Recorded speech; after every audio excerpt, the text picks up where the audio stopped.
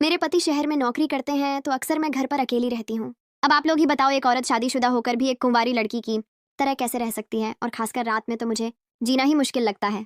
आप लोग समझ रहे हो ना मैं क्या कहना चाह रही हूँ। तो दोस्तों, यही सब की वजह से मुझे मेरे भांजे के साथ ये सब करना पड़ा। तो शुरू करती हूँ मेरी और मेरे भांजे अजय की कहानी। हेलो, मेरा नाम संजना है। मैं 32 साल की हूँ और देखने में ठीक ठाक लगती हूँ।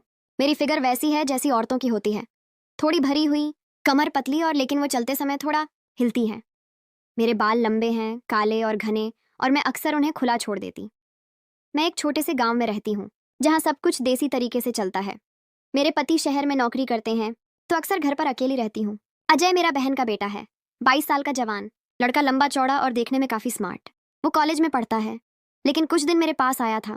ये बात पिछले साल की है, जब अजय मेरे घर पर आया। मेरी बहन ने फोन करके कहा था कि वह कुछ दिन के लिए शहर से बाहर जा रही है, तो अजय को मेरे पास भेज रही है। मैंने हंसकर कहा, ठीक है दीदी, भेज दो, घर में अकेलापन तो कम होगा। अजय शाम को पहुंचा। उसके हाथ में एक बड़ा सा बैग था। मैंने दरवाजा खोला तो वह मुस्कुराया और बोला, मामी नमस्ते, कैसी हो। मैंने उसे गले लगाया जैसा घर में होता है, लेकिन उसका शरीर मेरे से छू गया तो थोड़ा अजीब सा लगा। वो मजबूत था, कंधे चौड़े, और उसकी सांस मेरे कानों के पास आई। मैंने सोचा, चलो छोड़ो, भांजा है। मैंने उसे अंदर बुलाया और चाय बनाई। हम बैठकर बातें करने लगे। फिर मैंने कहा, तू बैठ, मैं खाना बनाती हूँ। वो किचन में मेरे पीछे आ गया। बोला, मामी मैं मदद कर दूँ। मैंने मना किया, लेकिन वो नहीं माना। वो मेरे पास खड़ा हो गया, सब्जी काटने लगा। उसका हाथ मेरे हाथ से छू गया और मैंने महसूस किया कि उसकी उंगलियां गर्म थीं। मैंने सोचा, क्या वह जानबूझकर कर रहा है, लेकिन नहीं, वो तो बस मदद कर रहा था। हम बातें करते रहे, फिर रात का खाना खाकर सोने लगे।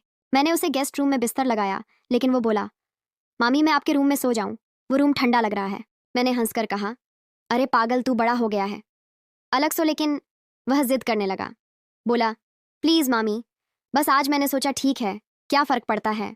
हम एक ही बिस्तर पर लेटे, लेकिन बीच में तकिया रख दिया। रात में मैं करवट बदल रही थी तो मेरा हाथ उसके कांधे पर लग गया। उसकी धड़कन तेज थी और मैंने महसूस किया कि वो जाग रहा है। मैंने हाथ हटा लिया, लेकिन दिमाग में ख्याल आया कि कहीं वो कुछ सोच तो नहीं रहा। सुबह उठी तो वो पहले से उठा था, चाय बना रहा था। अगले दिन सुबह से शाम तक हम घर के कामों में लगे रहे। मैं कपड़े धो रही थी तो अजय आया और बोला, मामी मैं निचोड़ दूं। मैंने कहा, नहीं, तू मत कर। लेकिन वह नहीं माना। मेरे पास आकर कपड़े निचोड़ने लगा। उसका शरीर उसकी बाहें मेरी कमर के पास छू रही थीं। मैंने सोचा, यह क्या कर रहा है, लेकिन वो बस मदद कर रहा था, मुस्कुरा रहा था। हम बातें कर रहे थे मेरी शादी की, उसके कॉलेज की। वो बोला, मामी आप बहुत सुंदर हो, मामू खुशकिस्मत है। मैंने शर्मा कर कहा, बस कर पागल। शाम को मैं बगीचे में पानी दे रही थी तो वो मेरे पास आया। होस पाइप पकड़ लिया। पानी की बौछार मेरे पर गिरी, मेरी साड़ी थोड़ी गीली हो गई। वो हंसा, बोला, सॉरी मम्मी, लेकिन उसकी नज़र मेरे साड़ी पर थी जहाँ पानी से कपड़ा चिपक गया था। मैंने सोचा, यह लड़का क्या सोच रहा है। मैंने पल्लू से ढक लिया, लेकिन वो मेरे और करीब आ गया। बोला, मैं सुखा दूं। मैंने मना किया, लेकिन वो तौलिया लाकर मेरे कंधों पर डाल दिया। उसकी उंगलियां मेरे कंधों को छू गईं, गर्मी सी लगी। रात को फिर वही बिस्तर पर, इस बार वो मेरे करीब लेटा। बोला, मामी मुझे नींद नहीं आ रही, आप कहानी सुनाओ ना।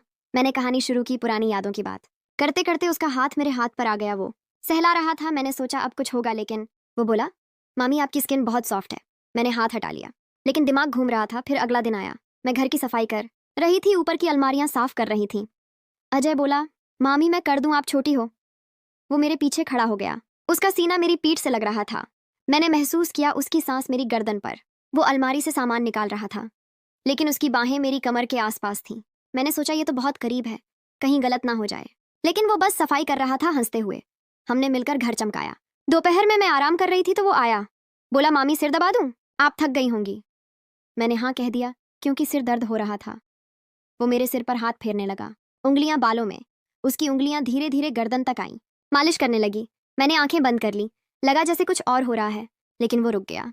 बोला, बस मामी अब ठीक है। शाम को हम गांव की सैर पर गए, लेकिन वो सैर नहीं थी, बस घर के आसपास घूमना। वो मेरे हाथ पकड़ लिया। बोला, मामी रास्ता खराब है, गिर जाओगी। उसका हाथ गर्म था और वह मुझे करीब खींच रहा था। रात में बिस्तर पर इस बार वह मेरे और करीब लेटा। उसकी टांग मेरी टांग से छू गई। मैंने सोचा अब तो कुछ होगा, लेकिन वो बस बातें करता रहा, परिवार की योजनाओं की। धीरे धीरे दिन बीतते गए। हर रोज कुछ ना कुछ ऐसा होता कि लगता कुछ होने वाला है। जैसे एक दिन मैं नहाने जा रही थी तो अजय बोला, मामी पानी गर्म कर दूं। वो बाथरूम के बाहर खड़ा रहा। मैं अंदर थी। मैंने दरवाजा बंद किया, लेकिन वो बाहर से बातें कर रहा था। नहाते समय मैंने सोचा कहीं वो झांक तो नहीं रहा, लेकिन नहीं, वो बस इंतजार कर रहा था। बाहर आई तो वह तौलिया पकड़े खड़ा था। मुझे लपेट दिया। उसकी उंगलियां मेरी पीठ पर लगी लेकिन वो रुक गया। फिर एक दिन मैं किचन में रोटी बना रही थी तवे पर। अजय आया, बोला, मामी मैं बेल दूं। वो मेरे पीछे खड़ा हो गया, उसके हाथ मेरे हाथों पर आटा गूंथते हुए। उसका शरीर मेरे से चिपक रहा था, सांस तेज। मैंने सोचा ये क्या कर रहा है, लेकिन वह बस मदद कर रहा था। हम हंसते रहे लेकिन वो करीब आता गया। रात को वह बोला, मामी मुझे डर लग रहा है, आप मुझे गले लगा लो। मैंने गले लगाया। उसका सीना मेरे सीने से लगा, लेकिन वह बस सो गया। ऐसे ही हफ्ता बीत गया। हर पल लगता कि अब कुछ होगा, लेकिन नहीं होता।